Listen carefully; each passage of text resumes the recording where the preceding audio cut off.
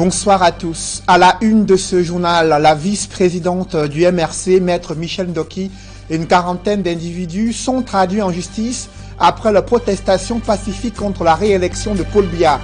À la tête du Cameroun, ils sont accusés de tentative de déstabilisation, de rébellion et d'insurrection contre le fonctionnement institutionnel du Cameroun. La principale mise en cause réagit dans ce journal. Elle est appelée à comparaître le 6 novembre 2018, une date historique pour l'homme du renouveau. Et le Cameroun a le regard tourné vers l'Assemblée nationale avec une interrogation majeure. La prestation de serment de Paul Biya à la magistrature suprême annoncée dans les tout prochains jours augure-t-elle une nouvelle ère dans la gouvernance d'un pays confronté à une crise sécuritaire et une crise économique? Analyse et décryptage dans ce journal.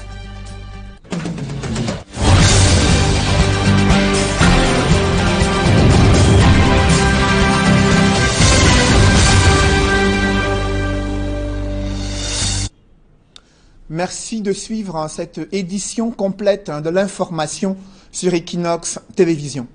À la veille de la session parlementaire du mois de novembre, le Palais des Verts fait peau neuve à Ngouaekele. Du côté de Yaoundé, l'Assemblée nationale doit être le théâtre de la prestation de serment de Paul Biya à la magistrature suprême. Dans l'attente de la date officielle, les travaux d'aménagement sont menés au sein de l'hémicycle. C'est le constat que fait notre reporter Ike Cyril.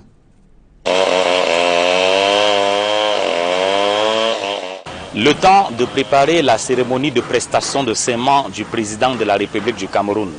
On a oublié l'incendie qui a ravagé plusieurs bâtiments de l'Assemblée nationale à Yaoundé il y a quelques mois. Ici, à l'extérieur et beaucoup plus à l'intérieur de l'hémicycle, les ouvriers s'activent, les préparatifs s'accélèrent. Il faut donner un nouveau visage au palais de l'Assemblée nationale. À événement spécial, dispositif spécial, la session parlementaire du mois de novembre qui s'ouvre dans quelques heures sera marquée par la prestation de serment du président de la République du Cameroun. À certains endroits, c'est un tapis tout neuf qui est en train d'être posé, alors qu'à d'autres endroits, le tapis recouvert attend encore d'être découvert. Le bâtiment, quant à lui, prend quelques coups de pinceau, comme pour dire que la prestation de serment annoncée le 6 novembre prochain devra revêtir toute sa solennité. L'hémicycle ne fera pas le plein d'œufs. Quelques députés seront absents, notamment les honorables Elundu Barnabé, député de l'Aleke Ouest, et Ndangouf Ndjonkyo Ali, député du Mayo-Tchanaga Sud. Les deux députés décédés il y a quelques jours ont leurs photos affichées au hall de l'hémicycle du Palais des Verts à Ngouaekele. Mais malgré ces absences, la cérémonie de prestation de serment annoncée à l'Assemblée nationale gardera toute sa solennité. En témoignent les préparatifs qui vont bon train au Palais des Verts à Ngouaekele.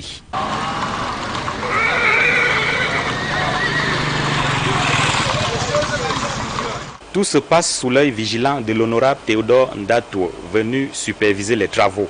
Le mot d'ordre ici, c'est qu'aucun aspect ne doit être laissé au hasard. C'est à cet endroit précis, en tout cas au pupitre juste derrière moi, que le président de la République va prononcer la phrase choc « Aïdou Sosouer ».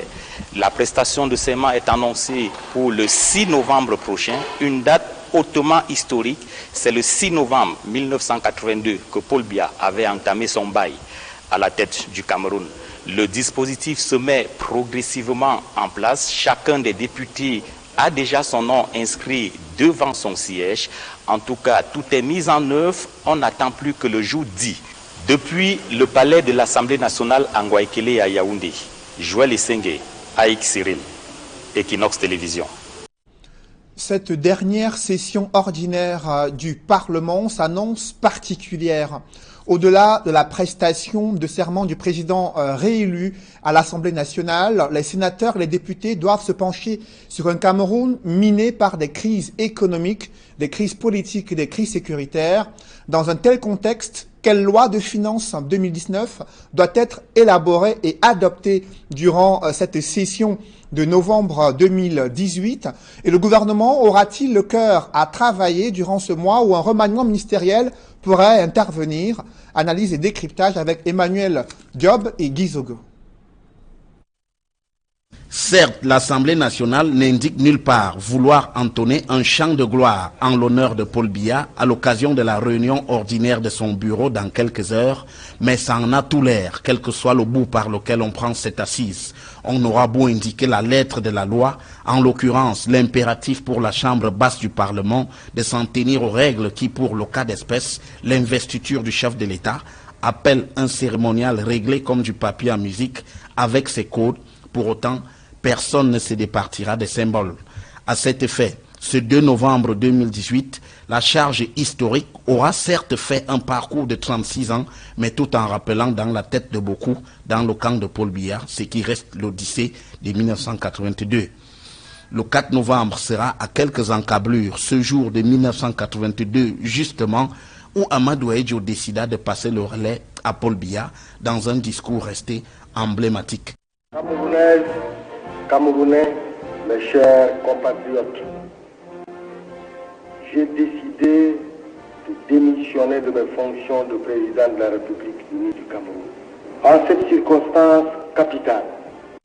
Puis survint le 6 novembre, repère pour l'inauguration de la longue marche du renouveau national qui dure jusqu'ici. L'Assemblée nationale qui reçoit le serment du président élu, visiblement, va rendre possible l'idée de s'inscrire au moins dans le symbole, dans une dynamique de virginité politique. Il s'agirait de considérer que l'eau qui a coulé sous les ponts 36 ans durant est passée par perte et profit. Toute l'histoire d'un recommencement complètement coupé du passé. Je vous le disais en titre, la vice-présidente du MRC, Maître Michel Ndoki, et une quarantaine d'individus sont traduits en justice après la protestation pacifique contre la réélection de Paul Biya à la tête du Cameroun. Ils sont accusés de rébellion, d'insurrection en vue de déstabiliser le fonctionnement institutionnel. D'autres précisions avec Jean-Paul Chugnat. Devenu célèbre pour ses plaidoiries au Conseil constitutionnel lors du contentieux post-électoral, Maître Michel Ndoki va désormais batailler sur un tout autre terrain, celui de la justice, où elle est accusée d'insurrection et de résistance à l'autorité publique. Quels sont les faits? Il faut d'abord définir le texte et la citation a prévu le fait. Ensuite, décrire les faits et qualifier les faits en question en faisant le lien entre le texte qui crée l'infraction et les faits. Sur la citation à comparaître, l'avocate et militante du MRC devra répondre de plusieurs charges: coaction de réunions et de manifestations, coaction de rébellion, coaction d'apologie de certains crimes et délits. Il y a des faits qui peuvent correspondre, mais qui ne correspondent pas à notre avis à la qualification qui en a été faite. Il n'y a pas que moi, loin de là. On est au moins 45. Et ce qui intrigue l'avocate, c'est la date de sa première comparution,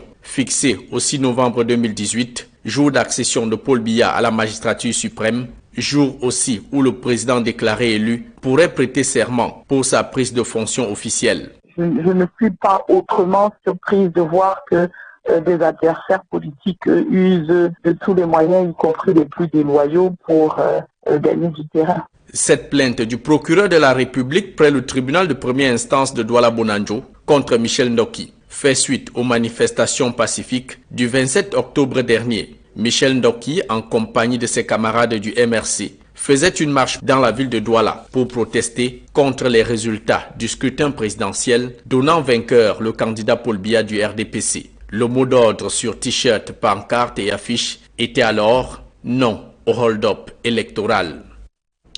Toujours dans les couloirs de la justice, Sissikou Ayouk Tabé est bel et bien vivant. Il a répondu présent ce jour à la cour d'appel du centre à Yaoundé en compagnie de 9 co-accusés. Le leader du mouvement séparatiste anglophone a fait sa première apparition publique depuis son arrestation il y a 10 mois au Nigeria.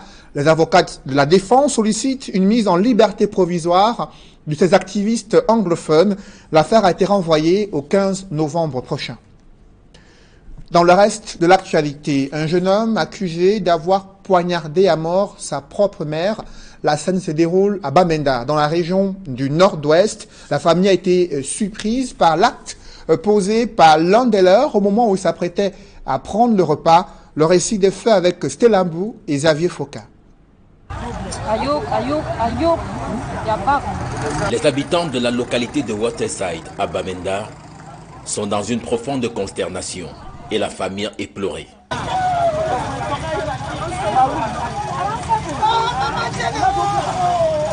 Le nommé Gérard, âgé d'une vingtaine d'années, vient de poignarder à mort sa maman, appelée affectueusement Maman Geneviève. The father said in the evening they came back from the market because all of them are business persons, they do business. While in the... Le papa dit que hier soir, ils sont tous revenus du marché. Gérard a demandé à manger. La maman a dit qu'il fallait au préalable réchauffer la nourriture. Au moment de le faire, Gérard a déclaré qu'il a trop de problèmes. Il s'est saisi d'un couteau et a poignardé sa maman à la poitrine tout près du cœur. C'est ainsi qu'elle a perdu du sang jusqu'à rendre l'âme.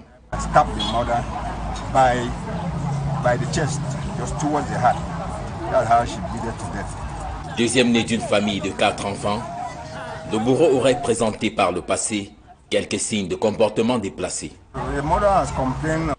La maman s'était souvent plainte de certains comportements anormaux, comme s'il avait été initié dans un cercle pernicieux. Elle l'a amené dans une église où il a été délivré par la prière. Dès lors, il menait normalement ses activités. On ne sait donc pas ce qui lui est arrivé pour qu'il commette cet acte. L'entourage aussi n'en revient pas, Gérard n'étant pas connu comme garçon difficile. Le frère de la défunte s'est saisi de l'occasion pour passer un message aux jeunes. Nous ne pouvons que les conseiller d'être conscients, d'aller doucement pour atteindre leurs objectifs. Ne pas vouloir imiter les amis et chercher à avoir ce qu'ils ont, car eux seuls savent par quels moyens ils ont obtenu leur richesse.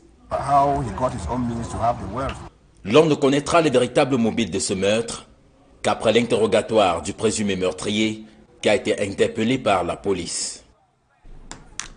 Ce fléau sur la délinquance juvénile est également observé en milieu scolaire avec une consommation de plus en plus importante des stupéfiants.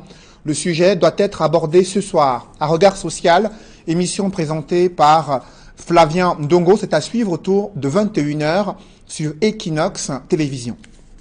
Parlons à présent des syndicats qui montent encore au créneau pour déplorer les conditions de travail à la fonction publique. Malgré leurs multiples doléances, les pouvoirs publics restent peu sensibles à leurs préoccupations. Marcelin Gansop, reportage.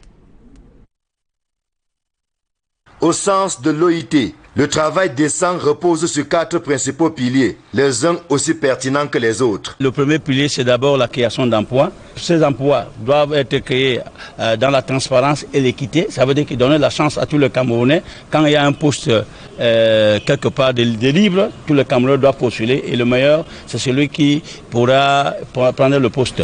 Deuxième pilier, c'est le respect des normes internationales du travail. Il faut respecter les droits des travailleurs au sein de l'entreprise. Troisième pilier, la sécurité sociale, protéger les travailleurs contre les accidents de travail et les maladies professionnelles. Et le quatrième pilier, le dialogue social.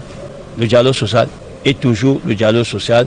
Ainsi défini, il n'est pas exagéré de dire qu'en la matière, le Cameroun est classé parmi les mauvais élèves. Et contrairement à l'idée répandue, les agents publics sont autant que ceux qui exercent dans le privé concernés par cette problématique. Depuis que le Cameroun a signé le protocole d'accord avec l'Organisation internationale en 2014, jusqu'à ce jour-ci, tous les ministères au Cameroun n'ont pas encore eu ce document et on n'est pas encore en train d'implémenter le programme Pays pour le travail décent dans les ministères, donc en grosso modo dans la fonction publique. Donc ce qui veut dire qu'il y en a qui n'ont pas encore entendu parler du travail décent. C'est dans ce contexte que s'est tenue cette rencontre qui visait à sensibiliser les agents publics sur la problématique du travail décent dans la fonction publique camerounaise. Vous voyez par exemple ce que nous appelons rémunération ou bien des salaires au niveau de la fonction publique, ça n'a rien à voir avec la vie quotidienne. Ailleurs, dans d'autres pays, ce n'est plus le chef de l'État qui vient annoncer les augmentations des salaires à la fonction publique, mais c'est comme au privé, on négocie les salaires. Donc, il faudrait donc que nous apprenions l'habitude d'appliquer les normes internationales du travail, surtout la norme 198 sur les conventions collectives et les normes 151 et 154 en ce qui concerne la fonction publique. C'est dire qu'il y a encore du chemin pour qu'on en arrive à parler du travail décent au Cameroun. L'Union générale des travailleurs du Cameroun tire la sonnette d'alarme. Des défenseurs de la nature, eux aussi tirent la sonnette d'alarme sur l'écosystème forestier détruit chaque jour à travers le monde. Cette situation provoque davantage de catastrophes naturelles, mais aussi impacte sur le quotidien des populations exposées aux inondations, mais aussi à l'agriculture qui est sérieusement menacée. On fait le point avec Guy Zogo. Un rapport sur la planète vivante, c'est-à-dire un indicateur de l'état de la biodiversité et de la santé de la planète, le monde en a droit depuis 1998. Pour cette année, la sonnette d'alarme est tirée par le Fonds mondial pour la protection de la nature, WWF. La population mondiale augmente et les besoins de l'homme ne font qu'augmenter. Malheureusement, la Terre n'a que superficie fixe. Il faut vraiment faire attention parce que nous avons fait l'estimation que vers 2050, la population mondiale va peut-être tripler. Il faudra qu'on gère toutes ces populations avec une ressource. Au sein du Fonds mondial pour la protection de la nature, des réponses sont mises en route, notamment au Cameroun, pour la protection des espèces. Au niveau du Cameroun, on a une politique qui vraiment conserve la biodiversité. WWF est là depuis plus de 20 ans pour accompagner le gouvernement pour conserver les espèces phares. Pas espèces phares, il faut entendre des espèces qui contribuent justement à régénérer la forêt. Il faut entendre les éléphants, il faut entendre les grands singes, deux espèces également qui sont connues au niveau du Cameroun pour pouvoir justement régénérer la biodiversité au niveau du Cameroun. Mais il faudra en faire plus, comme il en ressort des discussions au cours de la présentation du rapport Planète Vivante 2018 au Cameroun. Il apparaît qu'il est urgent de mettre l'accent sur la conservation de la biodiversité en protégeant davantage les espèces vivantes, de privilégier une agriculture respectueuse de l'environnement et de lutter contre les changements climatiques. Entre autres instruments mobilisés, il y a la mise en place d'une feuille de route 2020-2050 qui s'attachera à obtenir des résultats concrets en faveur de la planète au moyen d'actions de lobbying auprès des gouvernements avec le relais des médias. À présent, la mission sécuritaire de la CAF a achevé sa visite d'une semaine au Cameroun ce jour à Douala. Les experts de la CAF, conduits par le colonel Djibrila Ima Amidou, le président de la commission de sécurité de la Confédération africaine de football, ont visité le stade Japoma, le stade de la réunification et les stades d'entraînement Mbapelepe et Bonamoussadi. Ces experts de la CAF étaient accompagnés par Pierre Ismaël Bidonkwat, ministre des Sports et de l'Éducation physique. Leurs réunions se sont tenues à huis clos et aucune déclaration n'a été faite à la presse. Mesdames, messieurs, c'est la fin de ce journal. Merci de l'avoir suivi. Juste après cette édition de 20h, retrouvez Serge Alain Otto et ses invités pour le débrief du journal sur le plateau d'Equinox Soir. Serge Alain. Maître Michel Ndoki et une quarantaine d'individus devant le tribunal de première instance de Douala-Bonanjo. Ils sont accusés d'insurrection, de rébellion en vue de déstabiliser les institutions de la République. Et l'affaire est prévue le 6 novembre 2018, une date historique, vous l'avez suivi, à la fois pour l'homme du renouveau, mais aussi pour le Cameroun. Et la principale mise en cause s'interroge sur cette procédure judiciaire qui a été enclenchée contre elle et d'autres militants du MRC. Sissiko Ayoub Tabé et 9 co-accusés étaient ce jour à la cour d'appel du centre. Et la rumeur vient de s'estomper autour de son probable décès. Il est bel et bien vivant, le leader du mouvement séparatiste anglophone arrêté il y a près de 10 mois au Nigeria est transféré au Cameroun. C'est sa première apparition publique et bien sûr les journalistes ont été tenus à l'écart, interdits de prendre des photos ou encore de faire des images des leaders de ce mouvement séparatiste. Ils sont en train de demander une mise en liberté provisoire. L'affaire a été renvoyée au 15 novembre prochain. Voilà, c'est l'essentiel du débrief. Madame, Monsieur, bonne soirée à vous, Cédric. Bonne soirée à vous, Serge Alain. Rendez-vous demain à 20h. Rendez-vous demain. Madame, Monsieur, dans un instant, le débrief toujours en compagnie de nos trois invités.